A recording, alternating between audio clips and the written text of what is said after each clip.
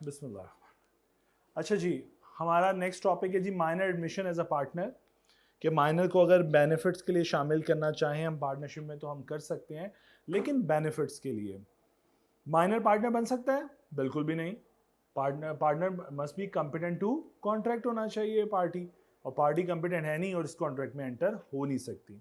हाँ, ऐसा हो सकता है कि ए का कोई बेटा और या बच्चा हो कोई और वो माइनर हो और ए दुनिया से लगा जाए तो उसके बेटे को बी और सी अगर ऐड करना चाहें for the benefits of the partnership वो कर सकते हैं। लेकिन लॉ ने कुछ प्रिंसिपल स्पेसिफाई कर दिए। फिर सपोज अज्यूम कीजिए मैं कुछ एजम्पशन लेके चल रहा हूँ कि एक्स एडमिट हुआ बेनिफिट के लिए 1 मार्च 2021 को, जब वो माइनर था। माइनर की 18th हैप्पी बर्थडे जो है वो 30th मई 2022 को आ रही है। तो अब देखो, एक बच्चा अगर आपने उसे एक माइनर को अगर आपने ऐड किया एज अ पार्टनरशिप, तो सारी जिंदगी उसने माइनर तो नहीं रहना ना, अल्टीमेटली उसने मेजर में कन्वर्ट हो जाना है। तो लॉ ने प्रिंसिपल स्पेसिफाई किया फिर कि उस माइनर के लिए अगर आज वो बेनिफिट एंजॉय करने आ रहा है तो कल को जब उसे मेजर होना है तो उससे पूछ लो कि वो पार्टनरशिप में रहना चाहता है या नहीं रहना चाहता। और अगर रहना चाहता है तो एज अ माइनर तो नहीं रह सकता, पार्टनर बने, अनलिमिटेड लायबिलिटी के उस कॉन्सेप्ट को फेस करे। क्या मेरी बात समझ पा रहे हो आप लोग? और अगर नहीं रहना चाहता तो छोड़ के चला जाए, फिर बेनिफिट भी ना ले, अपने बाप का जो हिस्सा बनता है वो ले और जाए। स्टेट तो वही है ना मिस्टर ए की, जिनकी ये औलाद है, तो अपने मिस्टर ए की स्टेट का हिस्सा ले और जाए, अपने आप अपने रास्ते अलहदा कर ले। क्योंकि ये तो नहीं हो सकता ना कि वो सारी जिंदगी माइनर रहे और सेकेंडली वो म्यूचुअल एजेंसी भी ना प्ले करे और अनलिमिटेड भी ना हो। ये तो बिल्कुल ही एक जन्नत सा एनवायरनमेंट हो गया कि आप बेनिफिट ले रहे हो लेकिन नुकसान में कुछ भी नहीं जिम्मेदार आप। तो टेक्निकली इस चीज़ के ऊपर ये कॉन्सेप्ट बिल्ट हुआ हुआ है कि माइनर जो है उसने 18th हैप्पी बर्थडे जब आ जाएगी, if he is admitted for the benefits, minor को एज अ पार्टनर ऐड नहीं किया जा सकता, ना उसके साथ मिलकर पार्टनरशिप खोली जा सकती है, ये बात तो क्लियर है। वो एडमिट हो सकता है as a benefit, as a beneficiary for getting the benefits, हो गया ऐड। तो लॉ कहता है फिर 18th हैप्पी बर्थडे से 6 महीने के अंदर अंदर डिसाइड करे कि वो पार्टनर बनना चाहता है या नहीं बनना चाहता। तो अभी मैं हाफ स्केच शेयर कर रहा हूं आपके साथ, जिस तरह 18th हैप्पी बर्थडे से 6 महीने के अंदर अंदर डिसाइड करे कि whether he want to become a partner और not to become a partner. यहां तक क्लियर होगी बात? लॉ कहता है अगर कुछ ऐसा सिनेरियो हो कि 6 महीने में डिसाइड करना है, तो 6 महीने में डिसाइड करके पब्लिक नोटिस देना है। ये बड़ी इंपॉर्टेंट बात है कि पब्लिक नोटिस जरूरी है।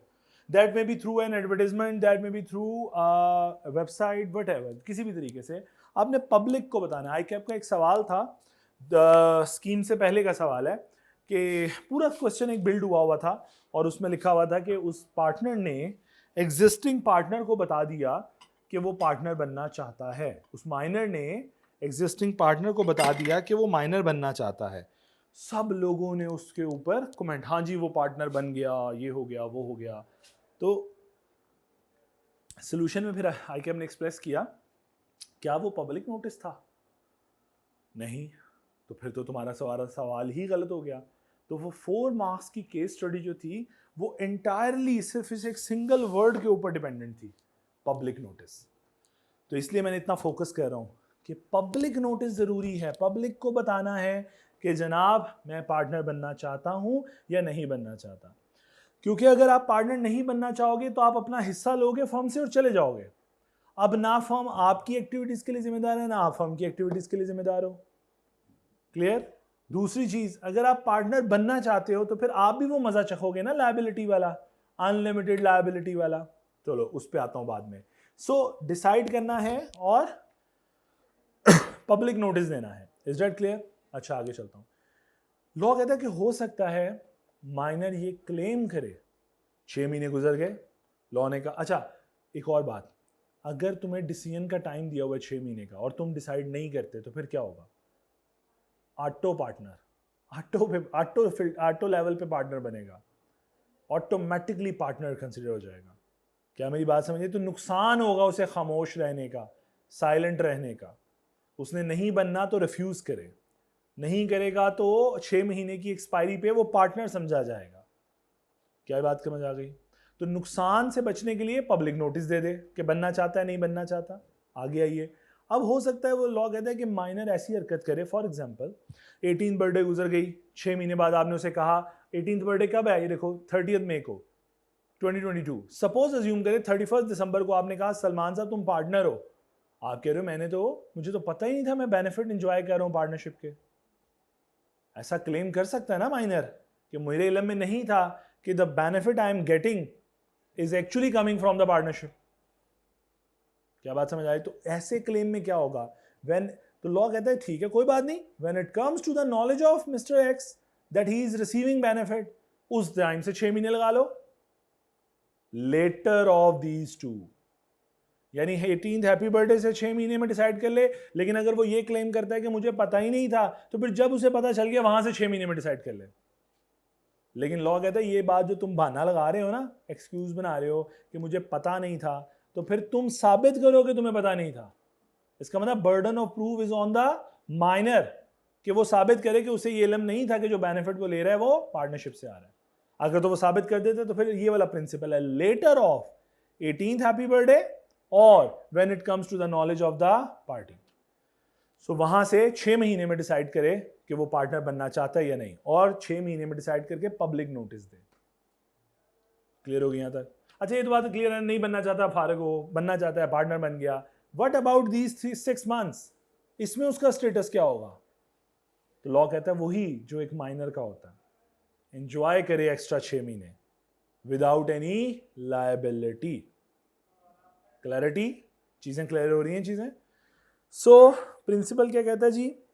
प्रिंसिपल ये कहता है 18th हैप्पी बर्थडे और when it comes to the knowledge of mister X, जब उसे पता चल जाए, दोनों में से जो लेटर है। लेकिन ऐसी सूरत हाल में पहले माइनर साबित करे कि उसे नहीं पता था, और अगर ऐसा साबित हो जाए तो 6 महीनों में डिसाइड करके पब्लिक नोटिस दे दे। अगर वो कह देता है मैं नहीं बनना चाहता, बहुत अच्छी बात है, फर्म को छोड़े और अपना शेयर ले और जाए, पहले भी माइनर था, ये 6 महीने भी माइनर है, और अपना हिस्सा ले और जाए, कोई लायबिलिटी नहीं। मैक्सिमम माइनर की लायबिलिटी क्या है? जितनी उसके बाप की स्टेट्स है, बिल्कुल शाबाश, जितने उसके फादर मिस्टर ए का शेयर है इन द पार्टनरशिप, उस हद तक जिम्मेदार है। पर्सनल पॉकेट से कोई जिम्मेदारी नहीं है। ये भी क्लैरिटी आ गई। अच्छा वो कहता है मैं पार्टनर बनना चाहता हूं, लॉ कहता है बड़ी तूने ये अशी कर ली, पार्टनर बनना चाहता है, तेरी लायबिलिटी क्या होगी? अनलिमिटेड। लेकिन एक साथ और चीज लिख दी कि तेरी लायबिलिटी स्टार्ट होती है from the date when you first admitted to the benefits of the partnership. कब एडमिट हुआ था ये देखो, 1 मार्च के ऊपर उसे हिस्सा देना शुरू किया। लॉ कहता है 1 मार्च से तेरी लायबिलिटी अनलिमिटेड है। For all the transaction entered since 1 March you are liable, your share is liable for that, और you are personally liable for that. तो इसलिए सोच समझ के कबूल करो तुम पार्टनर बनना चाहते हो कि नहीं।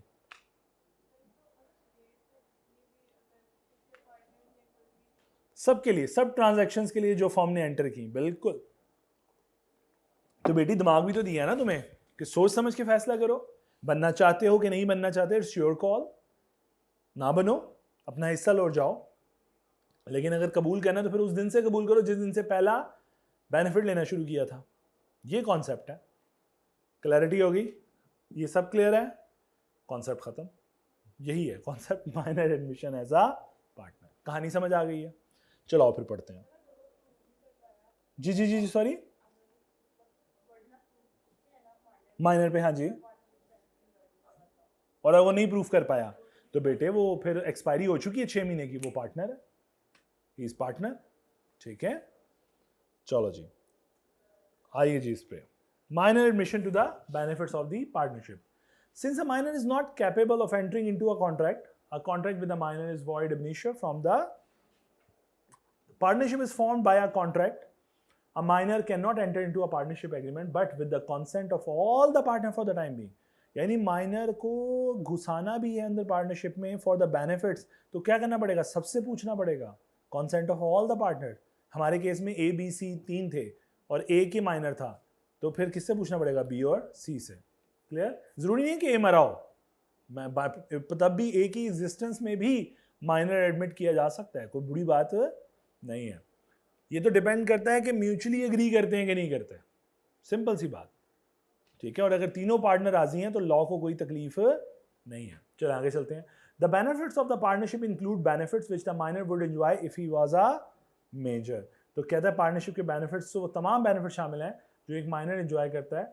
माइनर वो विच द माइनर वुड एंजॉय, जो माइनर एंजॉय करेगा, जो कि अगर वो मेजर होता तो एंजॉय करता। पढ़िए जी एग्जाम्पल 27।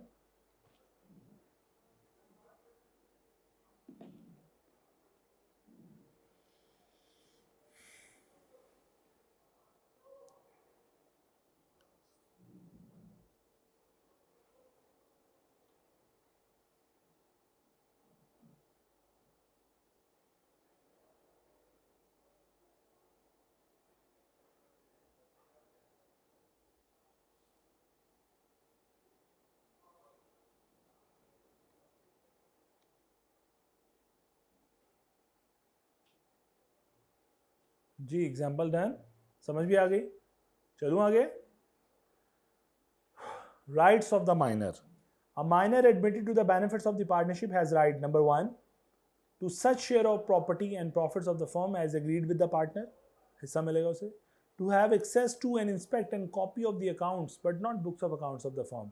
अगर आपको याद हो तो ट्रांसफरी को हमने मना किया था, खबरदार किताबें ना मांगी, अकाउंट्स ना मांगी, जबकि माइनर को कह रहे हैं कि इसको अकाउंट्स दे देना लेकिन बुक्स ऑफ अकाउंट्स ना देना। अब बुक्स ऑफ अकाउंट्स में क्या है, बाकी सारे वाउचर्स, ट्रेड फार्मूला, सीक्रेट, सारी चीज़ें ना दो, क्योंकि बच्चा है पता नहीं किस किस को बताता फिरेगा। तो इसको अकाउंट्स दे सकते हो, अकाउंट्स की बैक इन्फॉर्मेशन नहीं प्रोवाइड, एग्रीमेंट्स नहीं प्रोवाइड करोगे। बुक ऑफ अकाउंट्स में बाकी तमाम चीज़ें आ जाती हैं, तो आप खाली फाइनेंशियल स्टेटमेंट दे दो, बाकी चीज़ें नहीं दोगे। Is that clear? तो ये माइनर के राइट्स हैं जिसको आप बेनिफिट के लिए शामिल करोगे। क्लियर? अगली बात, limited liability. The minor admitted to the benefits of the partnership is not personally liable for the acts of the firm. Liable नहीं है. Only his share in the firm is liable for such acts. Means limited liability. Clear होगी ये point भी? Disabilities. The minor admitted to the benefits of the partnership does not have the status of the partner. बिल्कुल ठीक बात है. Partner तो नहीं है वो. Enjoy कर रहा है अलबत्ता. May not sue partners for profit and property. किसी पार्टनर के खिलाफ कोई केस फाइल नहीं कर सकता प्रॉफिट के लिए, प्रॉपर्टी के लिए, एक्सेप्ट कि अपने आप को डिसकंटिन्यू कर ले, डिस्कनेक्ट कर ले his relation with the firm, कि अपनी लैदगी कर ले, फिर उनके खिलाफ केस फाइल कर दे अपने शेयर के लिए। लेकिन जो वो कहते हैं ना, जिस खाली में खाओ उसी में गंद मत मचाओ, वो जो कॉन्सेप्ट है, तो ये वो वाला कॉन्सेप्ट इस्तेमाल ना करे कि उधर ही फर्म में बैठा हुआ है, बेनिफिट भी ले रहा है और केस भी फाइल कर रहा है, ये काम ना करे। Is not entitled to have access to the books other than the account. सिर्फ अकाउंट्स मिलेंगे, प्रॉफिट एंड लॉस अकाउंट मिल जाएगा, बैलेंस शीट मिल जाएगी, इसके अलावा और कुछ मत मांगे। Position of a minor on attaining majority, decision to continue or leave. On attaining majority the minor partner has to decide within 6 months whether he shall continue in the firm or leave it. Majority में आते ही, happy birthday होते ही decide करे 6 महीने में कि वो partner बनना चाहता है या नहीं। These 6 months are counted from the date whichever is later, यानी later of number 1 of his attaining majority यानी happy birthday, or where he first comes to know that he had been admitted to the benefits of the partnership, या उसे जब पता चले तो वहां से। और फिर साथ ही कहा burden of proving the fact that shall lie on the minor that such minor had no knowledge of such admission until a particular date after the expiry of 6 months of his attaining majority. यानी 6 महीने expire होने के बाद जब वो ये claim कर रहा है कि मुझे नहीं पता था, मुझे बेनिफिट मिल रहा है, तो लॉ कहता है कि अच्छा अगर उसके नॉलेज में नहीं था तो देन ये साबित करना माइनर की जिम्मेदारी है। साबित कर दे तो एंजॉय करे, फिर जहां जब उसे पता चला वहां से 6 महीने। क्लैरिटी? क्लैरिटी? चलो आगे चलो। With in this period he should give a public notice of his choice. Public notice, not partners notice, to become or not to become the partner in the firm. If he fails to give a public notice, he is deemed to have become a partner in the firm on the expiry of 6 months after obtaining majority. तो अगर उसने notice ना दिया तो जिस दिन happy birthday से 6 महीने क्रॉस हुए उसे पार्टनर समझा जाएगा। ये एग्जाम्पल बाद में पढ़ते हैं एक ही दफा। Elected to become a partner, अगर माइनर कहे who decided to become a partner shall be personally liable to the third parties for all the acts of the firm done since he was admitted to the benefits of the partnership. Liability start होती है उस दिन से जब से उसने benefits लेने start किए। दूसरी चीज, entitle to same share in the property and profits of the firm to which he was entitle as a minor. और अल्टीमेटली वो देखो बदले में एडिशनल कुछ नहीं मिल रहा, एडिशनल में वही बेनिफिट मिल रहे हैं जो पहले भी माइनर के तौर पे वो एंजॉय कर रहा था, लेकिन अब इस बेनिफिट के साथ क्या आएगा, unlimited liability. Clear? Elected not to become a minor, not to become a partner. Just a minute, मैं एक रिप्लाई। ओके जी, नेक्स्ट कहता है अगर वो कहते मैंने पार्टनर नहीं बनना, his rights and liabilities as minor shall continue to the date of public notice, तो जब तक पब्लिक नोटिस नहीं दिया तब तक वो माइनर है। His share shall not be liable for any acts of the firm done after the date of public offer, जिस दिन उसने ये नोटिस दे दिया, आफ्टर रिपब्लिक नोटिस, जिस दिन उसने ये नोटिस दे दिया उसके बाद से उसकी प्रॉपर्टी भी जिम्मेदार नहीं होगी, जो स्टेट है जो सब कुछ है वो सेव हो गया। उससे पहले वाली सारी ट्रांजैक्शन के लिए उसकी प्रॉपर्टी जिम्मेदार थी, वो पर्सनली कभी जिम्मेदार था ही नहीं। क्या बात समझ आ रही है? उसकी पर्सनल पॉकेट से कभी कुछ नहीं निकलना था। हाँ, अब उसकी फर्म वाली पॉकेट से भी कुछ नहीं निकलेगा। क्या बात समझ आई? हो सकता है उसके नोटिस देने के बाद फर्म का कोई पार्टनर ऐसी ट्रांजैक्शन करे कि पूरी फर्म तबाह होने पे आ जाए, तो कोई मसला नहीं, उसका प्रॉफिट का हिस्सा, उसके स्टेट का हिस्सा सिक्योर रहेगा। क्या बात समझ आई है? मैक्सिमम क्या होगा, उसकी स्टेट जो शामिल है वो तबाह हो जाएगी मैक्सिमम, लेकिन एस्टेट का हिस्सा तबाह हो जाएगा। अगर मैक्सिमम इतना लॉस होता है कि फर्म ही बंद होने चले जाती है तो उसका स्टेट गई, लेकिन पर्सनल पॉकेट से तो कुछ नहीं गया ना, ये वो समझाना चाह रहे हैं। जस्ट अ मिनट, मैं एक मिनट सिर्फ ये भाई साहब को बता दूं।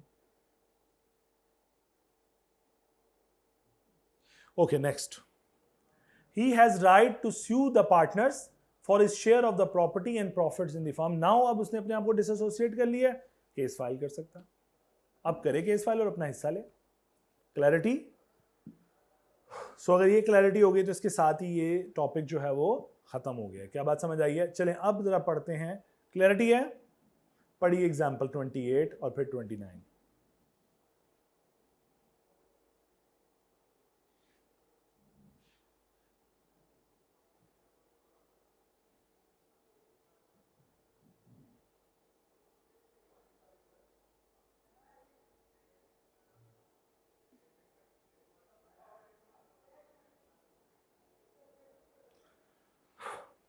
ट्वेंटी एट पढ़िए प्लीज।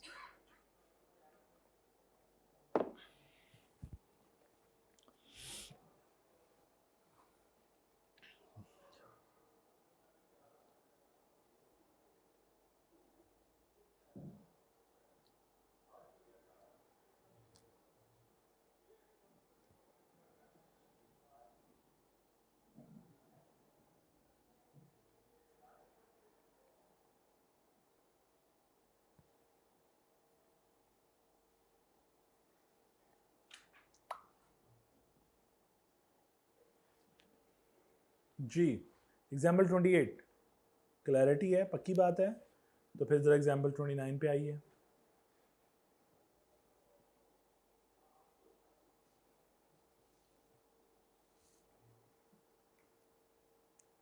हमारी इसके अलावा तो नहीं कोई एग्जाम्पल पीछे ना, यही वाली थी ना, तो पढ़िए जरा प्लीज।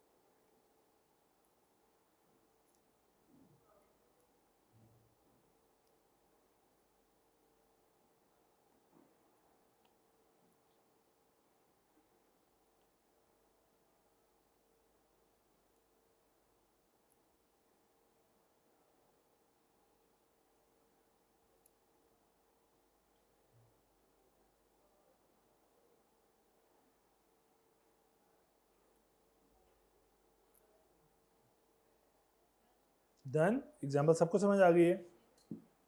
चलो एक काम करते हैं, ये एग्जाम्पल 16 प्रैक्टिस क्वेश्चन 16 ऑटम 2014 का है, बड़ा आसान सा सवाल है। इसलिए बस मैं खुद ही पढ़ के जल्दी आगे चला जाता हूँ, जो हम करने वाला है वो करते हैं। 3 पार्टनर्स हैं। Wali wants to admit his 16 years old son as old son Raghib as a new partner. Can Raghav admitted to the partnership? नहीं, माइनर है, पार्टनर बन ही नहीं सकता। बेनिफिट के लिए आ सकता है, तो फिर अगर बेनिफिट के लिए आ सकते हैं तो राइट्स बताइए, लायबिलिटीज बताइए, लिमिटेशंस बताइए राघव की, अगर वो एडमिट हो जाए पार्टनरशिप बिजनेस के अंदर। ठीक हो गया?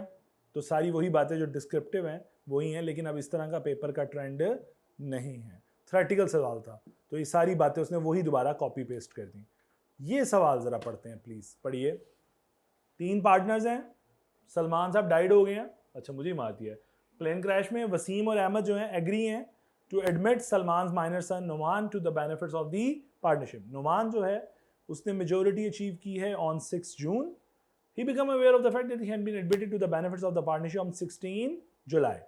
जून में एडमिशन हुआ है, जून में उसने मेजोरिटी अचीव की है और उसे पता चला है जुलाई में। Being undecided about joining the firm as a partner, he preferred to wait for some time. बोलेगा मुझे टाइम दे थोड़ा सोचने का। On 10th January, the firm suffered heavy losses due to the fire in one of its factory. Wasim और अहमद ने inform किया नुमान को कि इस लॉस की वजह से his entire capital has been wiped off. जितना भी कैपिटल था सब गया सलमान साहब का।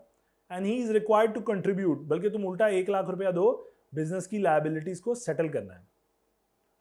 अंडर द प्रोविजन आप बताइए, एनालाइज कीजिए सिचुएशन को, एडवाइस कीजिए whether Numan would be regarded as a partner in the firm, also state his liability toward the losses.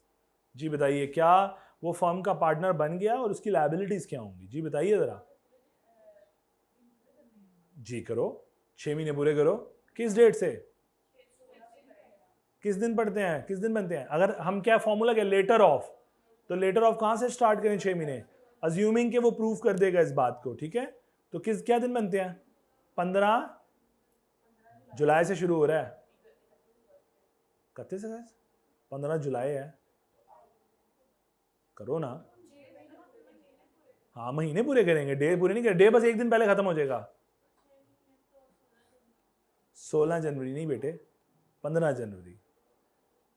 15 जनवरी, खुद गौर करो ना, देखो लगाओ, जुलाई में तो हो, अगस्त, सितंबर, अक्टूबर, नवंबर, दिसंबर, जनवरी, जनवरी में जाके पूरे हो रहे हैं और महीना एक दिन पहले खत्म हो जाता है। तो 16 जुलाई को अगर शुरू है तो 15 January is the last date to decide whether he want to become a partner और नॉट। और 10 को अगर ये शगुफा खुल गया है तो फिर बीइंग अ माइनर क्या करना चाहिए? उसे कह देना चाहिए मुझे पार्टनर बनना ही नहीं है।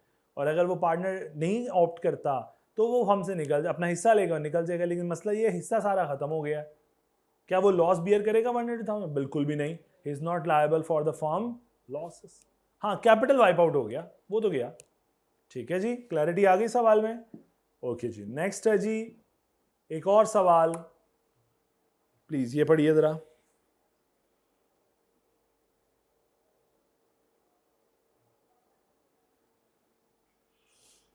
प्रैक्टिस क्वेश्चन 18 पढ़िए जरा प्लीज।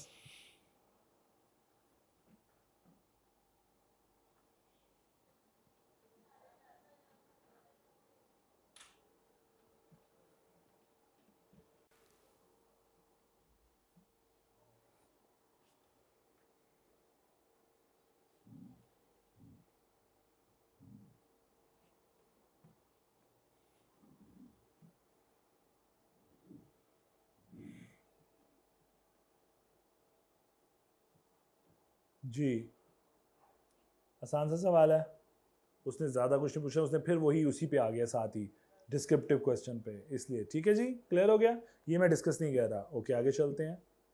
लो जी, इसके साथ ही ये एरिया तो ख़त्म हो गया। अब हमारे पास हमने 2 एरियाज़ मुकम्मल कर लिए हैं। अगर आप गौर करें, हमने 2 एरियाज़ इस चैप्टर के, एक मिनट जी, 2 एरियाज़ इस चैप्टर के मुकम्मल किए हैं। द फर्स्ट वन इज़ हमने राइट ऑफ ट्रांसफरी मुकम्मल कर लिया और दूसरा एरिया हमने माइनर एडमिशन मुकम्मल कर लिया। अब हम होल्डिंग आउट की जगह पहले चले जाते हैं authority and liabilities of a partner in the firm के ऊपर। लो जी, ये वही बातें लिखी हुई हैं, ज़रा देखिए। A partner is a agent of the firm for the purpose of the business of the firm. ये बात आपने अली, चांद और बिलाल वाली एग्जाम्पल पहले भी की हुई है। क्लियर? आगे चल सकता हूँ। Authority of partner, chapter number 10, आपने 3 तरह की अथॉरिटीज पढ़ी थी, तब भी मैंने कहा था 2 होती हैं, 3 नहीं होती। एक एक्चुअल और एक इम्प्लाइड, याद आई बातें? तो एक्चुअल अथॉरिटी और implied authority, the authority of the partner means the capacity of the partner to bind the firm, जाहिर बात है वो एजेंट है, वो फंसा देगा। Since the partnership is not a legal person, a partner act as an agent for the other partners. The authority of the partner may be actual, और actual क्या है? जो रियल अथॉरिटी, और इम्प्लाइड क्या है? जो अज्यूम की जाएगी फ्रॉम द सर्कमस्टांसेस और from the position of the partner. क्या बात समझ आई? सो आइए, और ये हम कैसे, अगर हमने फर्म को फंसाना होता था तो हम क्या कैसे देखते थे? फर्म को कैसे, किस प्रिंसिपल पे फंसाते थे? इनोसेंस ऑफ थर्ड पार्टी पे, कि थर्ड पार्टी देखेगी क्या ये पार्टनर एक्चुअल अथॉरिटी रखता है, क्या ये पार्टनर इम्प्लाइड अथॉरिटी रखता है, और उनकी बेसिस के ऊपर वो पूरी फर्म को जिम्मेदार ठहरा देगी। तो इन्हीं प्रिंसिपल्स को इसने इस लर्निंग ऑब्जेक्टिव में डिस्कस किया है कि कौन कौन सी ऐसी अथॉरिटीज हैं जो कि इम्प्लाइड अथॉरिटी में आती हैं और कौन सी ऐसी है जो नहीं आती। बात समझ आई? देखो कुछ ऐसी अथॉरिटीज हम कहेंगे यार ये तो बात बनती है, तू इस कुर्सी पे बैठा क्यों? इस कुर्सी पे बैठने वाले के बाद ये पावर अज्यूम की जाती हैं। जैसा मैं एक ऑडिट फर्म में जाऊं और उधर पार्टनर रूम में को बंदा चेयर पे बैठा हो तो मैं क्या अज्यूम करूंगा? यार he is the person who has all the authorities. तो ये बात है। तो इसका मतलब यहाँ पे तो इम्प्लाइड अथॉरिटी बनती है, लेकिन लॉ कुछ चीजें समझाएगा, कुछ सर्कमस्टांसेस जहां पे लॉ कहेगा तुम जैसा मर्जी सोचते रहो, मेरे लिए innocence of third party matter ही नहीं करती। मैं कह रहा हूं ये इम्प्लाइड अथॉरिटी नहीं है तो नहीं है। क्या मेरी बात समझ आई? मैं क्या समझाया? मैंने जो प्रिंसिपल सिखाया था उसके अगेंस्ट बात बता रहा हूं। मैंने प्रिंसिपल सिखाया था कि अगर थर्ड पार्टी इनोसेंट है फर्म फंसेगी। अब मैं कह रहा हूं कुछ ऐसे एक्ट हैं, कुछ ऐसे सर्कमस्टांसेस हैं, अथॉरिटीज हैं जो लॉ कहेगा, मैं खबरदार तुम्हें कह रहा हूं ये अथॉरिटी इम्प्लाइड में नहीं आती, तो तुम कहते फिर हो ये थर्ड पार्टी इनोसेंट थी, लॉ कहेगा ये इम्प्लाइड अथॉरिटी है ही नहीं। है?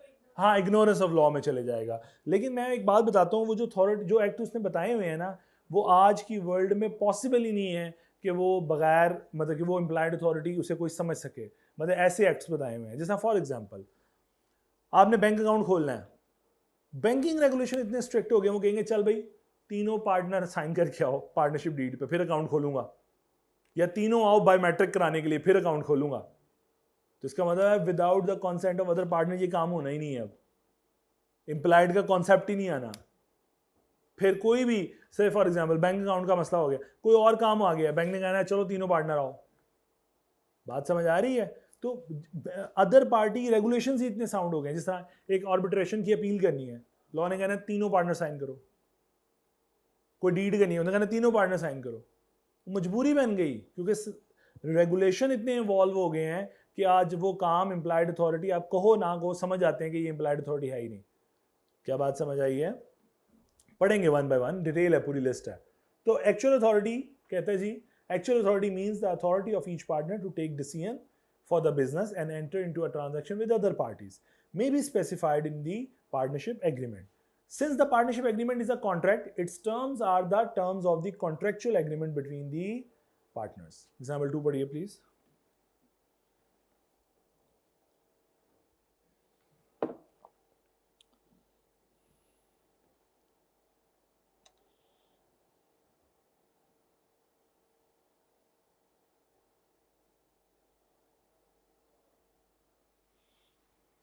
जी example 2. Done. Implied authority की वही definition लिखी हुई है, देखो. Authority of the agent is said to be implied when it is inferred from the circumstances of the case या ordinary course of dealing से. Implied authority arises only in relation to ordinary business of the firm. यहाँ पे तक रुकता हूँ. हमने ये पढ़ा था कि अगर innocence साबित करनी है तो ये बात याद रखे कि थर्ड पार्टी तब इनोसेंट होगी अगर सामने वाला partner ordinary course of business में डील कर रहा है. याद आई बात? तो मैंने कहा था कि फॉर एग्जांपल अगर मैं ऑडिट फर्म में बैठा हूं और मैं स्टॉक मार्केट की डिवाइसेस कर रहा हूं तो ये अब मेरी इम्प्लाइड अथॉरिटी में नहीं आता, ये ऑर्डिनरी कोर्स ऑफ बिजनेस ही नहीं है. तो फिर कौन फंसेगा? Individual partner. फर्म लायबल नहीं होगी. यहां पे इनोसेंस मैटर है क्योंकि इनोसेंस क्या हुई? ये तो नेग्लिजेंस हुई. तुझे पता होना चाहिए ये फर्म का कोर बिजनेस नहीं है. क्या बात समझ आई है? सो वो कहते हैं एम्प्लॉयड अथॉरिटी का क्वेश्चन तब रेज होता है जब बिजनेस क्या हो? ऑर्डिनरी बिजनेस हो रहा हो. अगर किसी ने डेविएशन की पार्टनर ने और पुट्ठी एडवाइस कर रहा है और उसमें लॉस हुआ है, तो वो पार्टनर का लॉस हुआ है, वो फर्म का लॉस नहीं। मैं स्टॉक मार्केट की एडवाइस करता हूँ, अगला मेरे खिलाफ FIR दर्ज करा दे तो फर्म के खिलाफ नहीं करा सकता, मेरे अकेले के खिलाफ करा सकता है अगर मैंने पुट्ठी एडवाइस दी है तो। Clear? Every partner within the scope of his implied authority may bind the firm by the following acts. Number 1, implied authority के ज़माने में क्या क्या आता है? Buying and selling goods on the behalf of the firm, receiving payments of the debt due to the firm and giving valid receipt, पैसे वसूल करना और उसके बदले में इनवॉइस दे देना कि हाँ भाई आपका डेट क्लियर है। Contracting debts and paying debts on the behalf of the firm, firm के behalf पे डेट्स लेना, ठीक हो गया। Contracting debts and paying debts, उधार। सेटलिंग मतलब वेंडर के साथ जो ट्रांजैक्शन होती हैं, आप जिससे देखो उधार पे माल ले रहे हो तो वेंडर, और अगर उधार पे माल दे रहे हो तो customer. Settling account with person dealing with the firm, किसी के साथ भी अकाउंट सेटलमेंट, ये भी इम्प्लाइड के ज़माने में आती है। Employing servant of the partnership of the firm, firm के एम्प्लॉय रखना, एम्प्लॉयमेंट एग्रीमेंट्स जितने भी हैं ये सारी इम्प्लाइड, मतलब मैं एक 10 पार्टनर है फर्म के, मैं हायरिंग कर रहा हूँ, इम्प्लाइड अथॉरिटी। ठीक है, अगली बात, ड्रॉइंग चेक्स, एक्सेप्टिंग और endorsing bill of exchange and promissory note in the name of the firm के नाम के इंस्ट्रूमेंट्स बना रहा हूँ, once again implied authority. Pledge movable property of the firm, pledging कराना लोन लेने के लिए, नॉर्मल कोर्स ऑफ बिजनेस है। और implied authority, suing on the behalf of the firm and defending suits in the name of the firm, firm के behalf पे case file करना या फर्म के केस को डिफेंड करना, दोनों इम्प्लाइड अथॉरिटी में आते हैं। क्या ये लिस्ट समझ आई? तो ये वो काम है जो एक सामने वाला पार्टनर कर रहा होगा, तो थर्ड पार्टी अगर इनोसेंट है तो फर्म को बाउंड कर देगी, और अगर इनोसेंट नहीं है तो फर्म नहीं, वो पार्टनर बाउंड होगा। अगर थर्ड पार्टी को खुद बेवकूफ़ है कि उसे पता होना चाहिए ऑर्डिनरी कोर्स ऑफ बिजनेस नहीं है, तब भी सिर्फ वही पार्टनर फंसेगा, पूरी फर्म जिम्मेदार नहीं होगी। तो मैंने ऑर्डिनरी बिजनेस को बहुत फोकस किया है, इम्प्लाइड की लिस्ट को फोकस किया है, और इनोसेंस ऑफ पार्टी को फोकस किया। 3 बातें समझाई हैं, क्लियर हो गई? बस एग्जाम्पल पढ़ लो फिर छुट्टी करते हैं। 3-4 बस पढ़ लो कोई बात नहीं, कल छुट्टी भी तो है, और सैटरडे को आ जाना, खुदा का वास्ता है, तुम लोग सारे सैटरडे को गायब हो जाते हो हैं? सैटरडे को, लास्ट सैटरडे कोई आया नहीं? आया कोई भी नहीं आया last Saturday? Last Saturday class नहीं हुई, लास्ट सैटरडे कोई नहीं आया, मैं इधर ही था मैं। तो मैं हफ्ते इतवार संडे की छुट्टी, फ्राइडे की छुट्टी दी हुई है, सैटरडे की छुट्टी नहीं दी हुई। बराए मेहरबानी ज़रूर आइएगा सैटरडे को, ताकि हम इसको अब ख़त्म करने वाली पोजीशन में आ सकें। बस वैसे अब बड़ा कंट्रोल में है, अब इंशाल्लाह हमारा 1-2 टॉपिक, 2 दिन का और सिलेबस है शायद हार्डली, उसके बाद हमारा 1 आधा दिन लगेगा या 2 दिन लग जाएंगे पास पेपर्स पे, दैट्स एंड।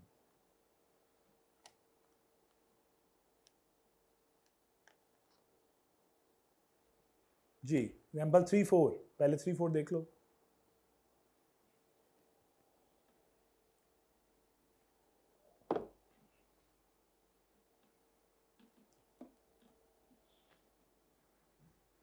डन? 3-4, 5-6,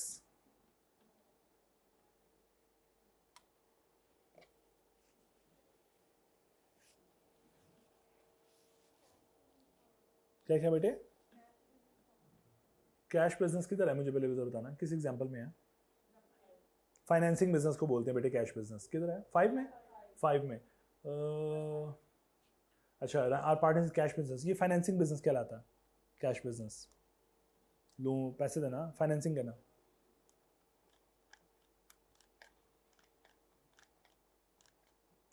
अब देखो ना, फाइनेंसिंग बिजनेस में वीट का क्या काम है, वीट का ऑर्डर का क्या काम है?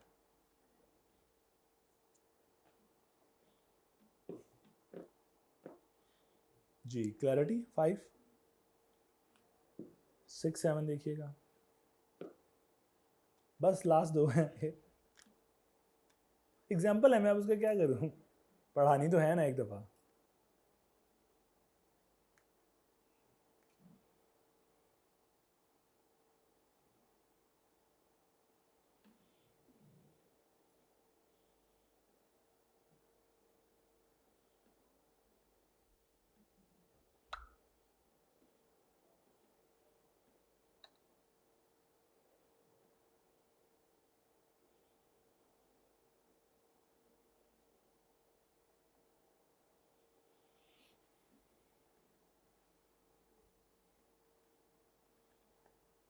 जी 6-7